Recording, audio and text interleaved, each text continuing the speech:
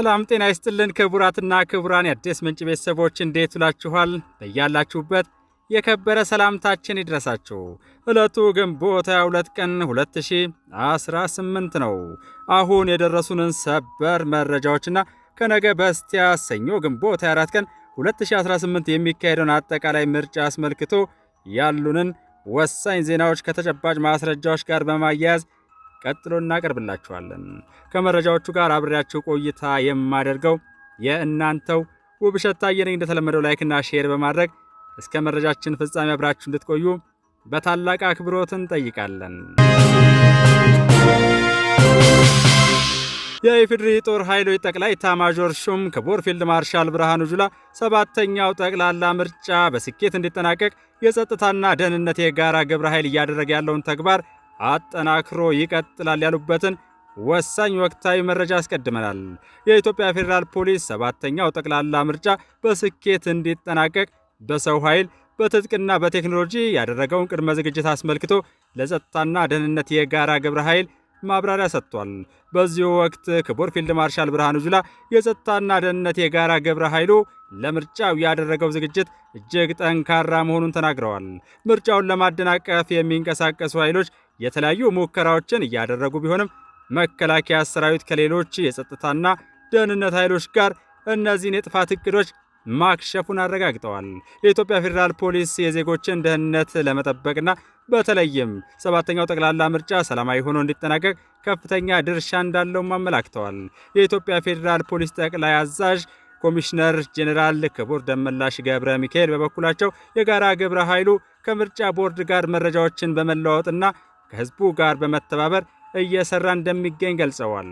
በዚህም በቅድመ ምርጫ የመራጮች ምዝገባ ሂደት፣ የምርጫ አስፈጻሚዎችና የምርጫ ቁሳቁስ ስርጭት ደህንነቱ በተሳካ ሁኔታ ተከናውኗል ብለዋል።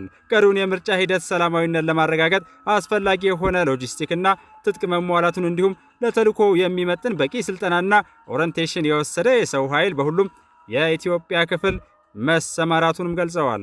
በቀጣይ ምርጫው በስኬት እንዲጠናቀቅ በቴክኖሎጂ የታገዘ የጸጥታና የደህንነት ማስከበር ስራ ተጠናክሮ እንደሚቀጥል ነው ያስገነዘቡት። ከምርጫው በኋላ የሚከናወኑ ሂደቶች በስኬት እንዲጠናቀቁ ግብረ ኃይሉ ሙሉ ዝግጅት ማድረጉንም ኮሚሽነር ጄኔራሉ አረጋግጠዋል።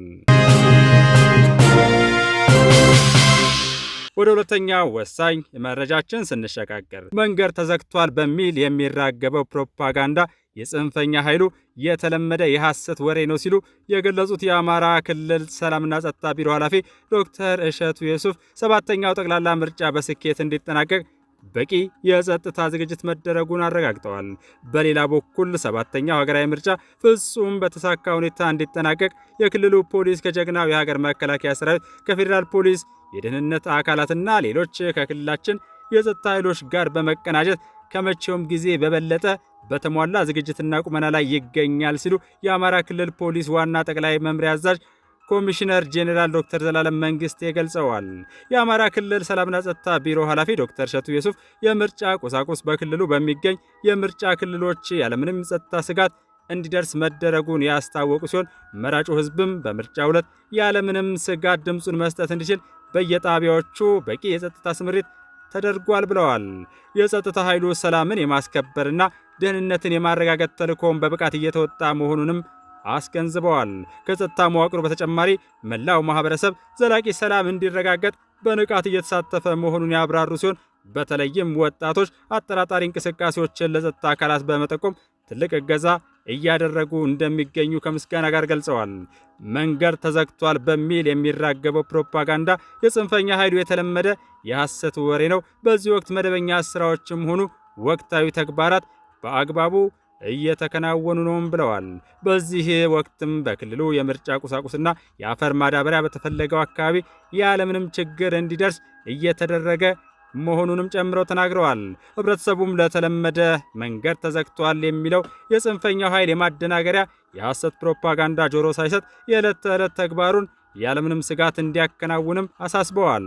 በተያያዘ ዜና በአማራ ክልል የሚገኘው የጸጥታ ኃይል በሰው ኃይልና በሎጂስቲክ ሙሉ ዝግጅቱን አጠናቆ ወደ ተግባር መግባቱን አስታውቋል።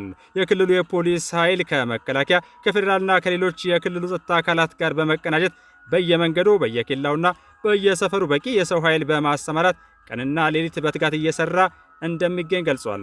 የትራፊክ ፖሊስን ጨምሮ መላው የጸጥታ አካል የትራንስፖርት እንቅስቃሴው የተሳለጠ እንዲሆንና የህዝቡ መደበኛ የዕለት ተዕለት እንቅስቃሴ እንዳይስተጓጎል በየተሰማራበት ቦታ ውጤታማ ስራ እያከናወነ መሆኑም ተረጋግጧል። ህገወጥ የታጠቁ ኃይሎች በህዝቡ ላይ ውዥንብር ለመፍጠርና እንቅስቃሴውን ለማደናቀፍ የሚያስተላልፉት መረጃ መሬት ላይ የሌለና ፍጹም የሐሰት በመሆኑ ህብረተሰቡ ሳይደናገጥ መደበኛ ተግባሩ እንዲያከናውንም የጸጥታ ክፍሉ አሳስበዋል። የትራንስፖርት አገልግሎት የሚሰጡ ባለሀብቶችና አሽከርካሪዎች የጸጥታ ኃይሉን አስተማማኝ ከለላ በመተማመን የተለመደ የህዝብ አገልግሎትን ያለምንም ስጋት እንዲቀጥሉም ጥሪ አቅርበዋል። የጸጥታ ኃይሉ የክልሉን ሰላም ለማደፍረስና ምርጫውን ለመበጥበጥ የሚሞክር የትኛውንም ህገወጥ አካላት እንቅስቃሴ ለማክሸፍና ህግና ስርዓትን ለማስከበር ከምንጊዜውም በላይ በላቀ ተጠንቀቅና ዝግጁነት ላይ እንደሚገኝም ተገልጿል። ክቡራትና ክቡራን አሁን የደረሱን ሰበር መረጃዎች አሉ። በኦሮሚያ ክልል ምዕራብ ሸዋ ዞን ቶኬ ኩታዬ ወረዳ የደረሰን ሰበር መረጃ ለሱን አስቀድመናል። የፊታችን ሰኞ ግንቦት 4 ቀን 2018 የሚካሄደውን ሀገር አቀፍ ምርጫ ለማወክ በሚሞክሩ አካላት ላይ በጥምር ኃይሉ የማያዳግም እርምጃ እየተወሰደ ይገኛል። በዚህም በኦሮሚያ ክልል ምዕራብ ሸዋ ዞን ቶኬ ኩታዬ ወረዳ ለጥፋት ድርጊት ሲንቀሳቀስ በነበረ አንድ የሸኔ ቡድን ላይ በተወሰደ የተቀናጀ እርምጃ 5 አባላቱ ሲደመሰሱ 3ቱ መማረካቸውን በተለይ ለአዲስ ምንጭ አሁን የደረሰው ሰበር መረጃ ያመለክታል። መረጃውን ያደረሱን የዞኑ የጸጥታ ባለሙያ እንደገለጹልን ጀግናዊ ሀገር መከላከያና የክልሉ የጸጥታ አካላት ከማህበረሰቡ ጋር በመቀናጀት የህግ የበላይነትንና ማህበረሰባዊ ሰላምን ለማረጋገጥ ከምን ጊዜውም በላይ በቁርጠኝነት እየሰሩ ይገኛሉ ብለዋል። ወደ አስደሳች ሰበር መረጃ ስንሸጋገር በሰሜን ወሎ ዞን አንጎት ወረዳ በጫካ ሲንቀሳቀሱ የነበሩ ታጣቂዎች የሰላም አማራጭን ተቀብለው ገብተዋል። በሰሜን ወሎ ዞን አንጎት ወረዳ በጫካ ሲንቀሳቀሱ የገቡት ታጣቂዎች ሰላም ይሻላል፣ እስካሁን የተጓዝንበት መንገድ ማህበረሰቡን በእጅጉ የጎዳ ነው ሲሉ በጸጸት ገልጸዋል። ከሰሜን ወሎ ዞን ኮሚኒኬሽን የተገኘው መረጃ እንደሚያመለክተው ሰላምን ይሻላል፣ ይህ የተሻለው አማራጭ ነው በሚል የተቀበሉት እነዚህን ኃይሎች ኮሎኔል ዕድሜ ዓለም ገበየው የ13ኛ እዝ የ61ኛ ክፍለ ጦር ምክትል አዛዥና የአንጎት ወረዳ ፖሊስ አዛዥ ኮማንደር አባይነህ መሰለ አቀባበል አድርገውላቸዋል። በአማራ ክልል በትጥቅ ትግል ሲንቀሳቀሱ የቆዩ ታጣቂዎች የሰላም አማራጭን እየተቀበሉ መግባታቸውን ዛሬም ቀጥለዋል። የታጣቂዎች የሰላም አማራጭን መቀበል ለክልሉ ዘላቂ ሰላም መረጋገጥ ትልቅ አስተዋጽኦ እንዳለው ኃላፊው ገልጸዋል። በቤኒሻንጉል ጉሙዝ ክልል አምባሲ ወረዳ መንገድ ላይ የህዝብ ማመላለሻ መኪና አስቁሞ ተሳፋሪዎችን ሲያሰቃይና ሲዘርፍ በነበረ የታጠቀ የዘራፊዎች ቡድን ላይ የኮሚኒቲ ፖሊስ አባል ቀጣዩን አስደሳች መረጃ እናቀርባለን። ዘራፊዎቹ መኪናውን አግተው የሰዎችን ገንዘብ እየለቀሙ በድምሩ ከ6 ሚሊዮን 117 ሺህ ብር በላይ በእጃቸው አስገብተው በነበረበት በዛ ቀውጢ ሰዓት ላይ ነው ረዳት ኢንስፔክተር ወግድ ወንፖ የተባለ የኮሚኒቲ ፖሊስ አባል ለብቻው ደርሶ እጅግ አስደናቂ ጀብድ የፈጸመው። ረዳት ኢንስፔክተር ወግድ ንጹሐን ዜጎች ሲንገላቱና ጥሪታቸውን ሲቀሙ ሲመለከት ለአፍታም ሳያንገራግር ወይም ኃይል እስኪመጣ ጠብቃለሁ ሳይል ወዲያውኑ የታጠቁትን ወንበዴዎች ለብቻው ተጋፍጦ ከባድ የተኩስ ልውውጥ በማድረግ ጀብዱ ፈጽመዋል። በዚህ ፍጹም የጀግንነት ውጊያ የዘራፊዎቹን ጉልበት መስበር የቻለው ይህ ፖሊስ በቡድኑ ላይ የማያወላውል እርምጃ በመውሰድ መሳሪያዎችን የማረከ ሲሆን በዚህም ይህ ብቸኛ ጀግና ሰው ሙሉ ለሙሉ የጥፋትና የዝርፊያ ቡድኑን ዓላማ አክሽፎታል። ይህን ተከትሎ ነው እንግዲህ የወረዳው ፖሊስና ሚሊሻዎች አካባቢው ላይ ደርሰው ሀሳብ በማድረግ በጀግናው ፖሊስ የተበተነውን የዘራፊዎች ቡድን አባላት በቁጥጥር ስር መዋል የቻሉት። በክትትሉም ከህዝቡ ተዘርፎ የነበረው 6,117,550 ብርና ዘራፊዎቹ ለምግብነት ይዘውት የነበረው ራሽን ሳይቀር ሊመለስ የቻለው እንዲሁም እነዚህ ዘራፊዎች በቁጥጥር ስር ውለዋል። የቀድሞው የኬንያ ፕሬዝዳንት ኡሁሩ ኬንያታ 7ኛውን የኢትዮጵያ ጠቅላላ ምርጫ የሚታዘበውን የአፍሪካ ህብረት የምርጫ ታዛቢ ቡድን ለመምራት አዲስ አበባ ገብተዋል። ኡሁሩ ኬንያታ አዲስ አበባ ሲደርሱ ለጋዜጠኞች በሰጡት መግለጫ በኢትዮጵያ የሚካሄደው ምርጫ ለኢትዮጵያ ብቻ ሳይሆን ለመላው አፍሪካ ትልቅ ትርጉም እንዳለው ገልጸዋል። ምኞታችን ኢትዮጵያ ጥንካሬዋን እያሳደገች ለአህጉራችን አርአያ ሆና እንድትቀጥል ነው ያሉት ኬንያታ ምርጫው በስኬት መጠናቀቁ ለአፍሪካ ትልቅ ድል መሆኑን አጽንኦት ሰጥተውበታል። የአፍሪካ ህብረት የምርጫ ታዛቢዎች ህብረት መሪ የሆኑት ኡሁሩ ኬንያታ የሰጡትን አጠር ያለ መግለጫ ቀጥሎ ባለው መልኩ ወደ አማርኛ መልሰን አቅርበነዋል። ተከታትለን እንመለስ።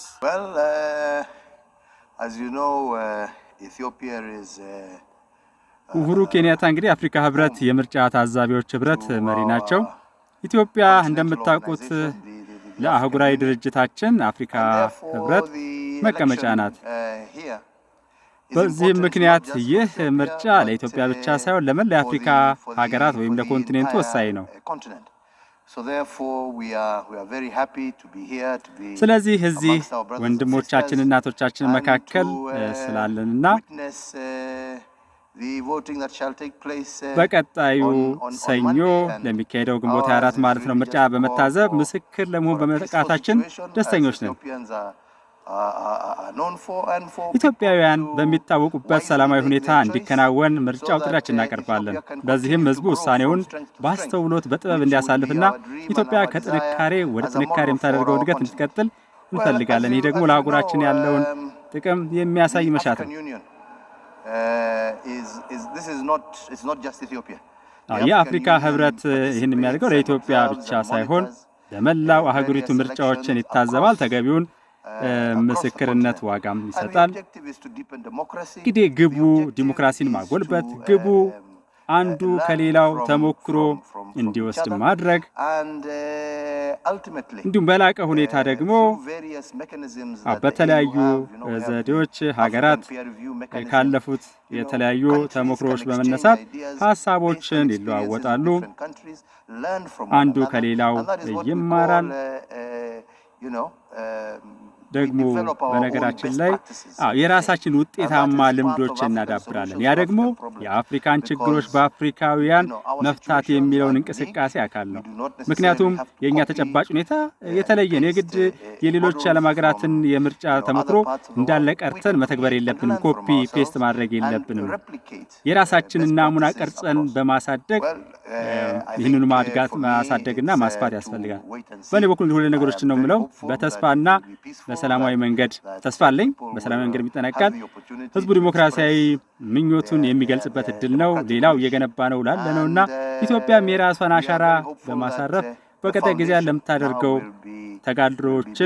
ተግዳሮቶችን ለመጋፈጥ ያስችላታል።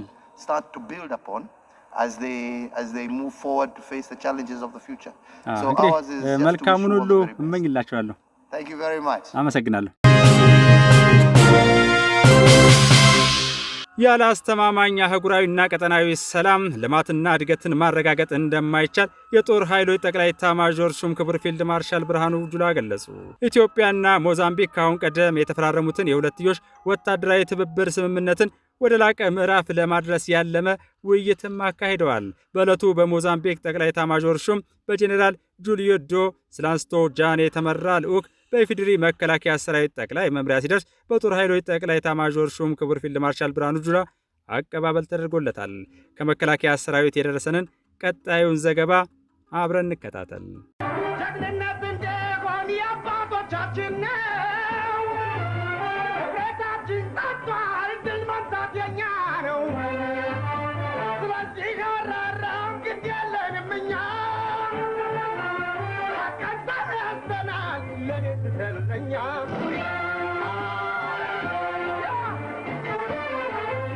ያለ አስተማማኝ አህጉራዊና ቀጠናዊ ሰላም ልማትና እድገትን ማረጋገጥ እንደማይቻል የጦር ኃይሎች ጠቅላይ ኤታማዦር ሹም ፊልድ ማርሻል ብርሃኑ ጁላ ገለጹ።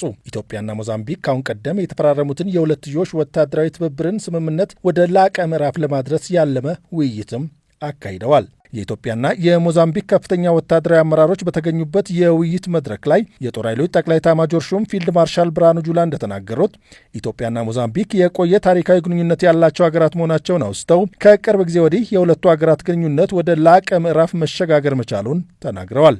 Our partnership also extends deeply into regional peace and security matters. Bound together በሁለቱ ሀገራት መካከል ያለው በወዳጅነት ላይ የተመሰረተ ግንኙነት ይበልጥ የቀጠናውን ሰላምና ደህንነት ለማስጠበቅ በሚያስችል መልኩ እያደገ ነው። በወታደራዊ የትብብር ዘርፍ ያለን ግንኙነት ከጥንት ከሞዛምቢክ የነጻነት ታሪክ ጋር የተጋመደ ነው።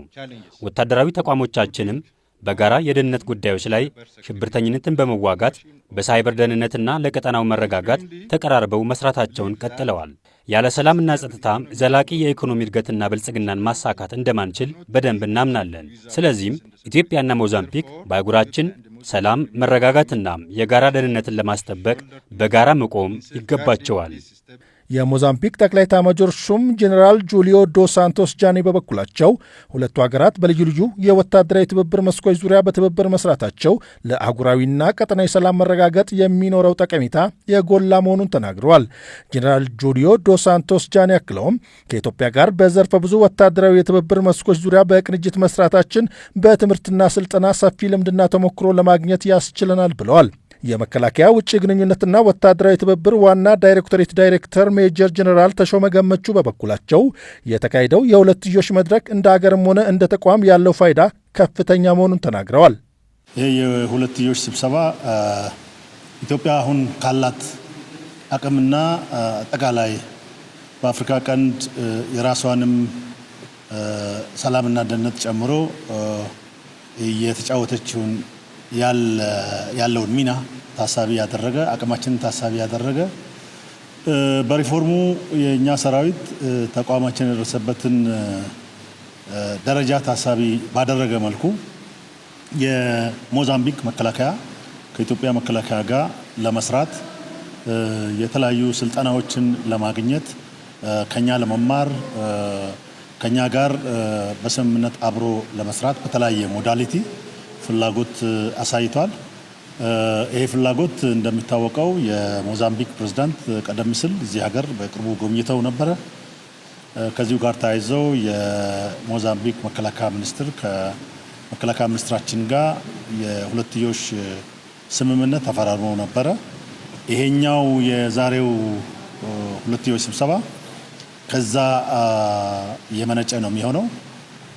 የዛሬው ምን ጉዳዮች ላይ አብረን መስራት እንደምንችል ወደ መሬት የወረደበትና በሚቀጥለው ቅርብ ጊዜ ውስጥ እንዴት አብረን በተስማማንባቸው ጉዳዮች ላይ አብረን እንደምንሰራ የተወያየንበት ነው የሚሆነው። በአጠቃላይ የሁለቱ መከላከያዎች ግንኙነት የመጀመሪያው እንደሚታወቀው የእነሱን አቅም ከማሳደግ አኳያ ከፍተኛ ሚና ነው የሚጫወተው። ለእኛም ደግሞ ከነሱ መማር ያለብንን ነገር እንደገና ደግሞ በአፍሪካ ውስጥ የተሻለ ሰራዊት ከብቃት አንጻር እንዳለው ሰራዊት ከአፍሪካን ወንድሞቻችን ጋር በአብሮ ለመስራት ተሞክሮ ለመጋራት የምናደርገውን የተለመደ የጋራና የአብሮነት ስራ የማስቀጠል ጉዳይ ነው የሚሆነው። እኛ ለቀጠናችን ሰላምና ደህንነት ትልቅ ፋይዳ ይኖረዋል። እንደ አህጉር ደግሞ የአፍሪካ ሀገሮች ሲተባበሩ በጋራ ጉዳዮች ላይ አብሮ በጋራ ሲሰሩ የአፍሪካን ሰላም የአፍሪካን ደህንነት ከማረጋገጥ አኳያ የራሱ የሆነ ሚና አለው። ሰላምና ማረጋጋቱ እየጨመረ በመጣ ቁጥር ደግሞ በአፍሪካ ውስጥ የመልማት የማደግ ወደ ተሻለ ደረጃ የመሸጋገር ሁኔታዎች ይኖራሉ። እነዛ ደግሞ አንድ ላይ መጥተው አፍሪካን ወደፊት ይወስዳታልና ካለ ሰላምና መረጋጋት ያው ልማት ስለማይታሰብ ትልቁ ፋይዳው ይሄ ነው የሚሆነው።